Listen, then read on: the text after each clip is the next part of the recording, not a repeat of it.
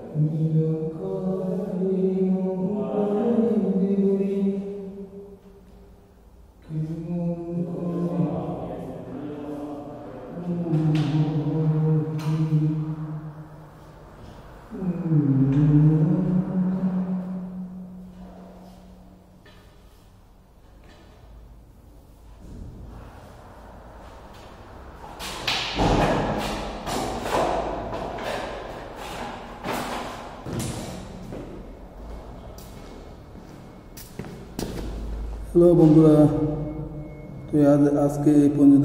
ভিডিওটি বেশি লম্বা হয়ে যেতে, ভিডিও বেশি লম্বা করা যাবে না। আচ্ছা, জোনগুলো মারতেছি, কালকে আবার নতুন করে আসে, আবার নতুন একটা ব্লগ আপনাকে দিব। সবাই দোয়া করবেন, আর ভিডিওটি ভালো লাগে ফলো করে দেবেন। সবাই রাখি, আসসালামু আলাইকুম।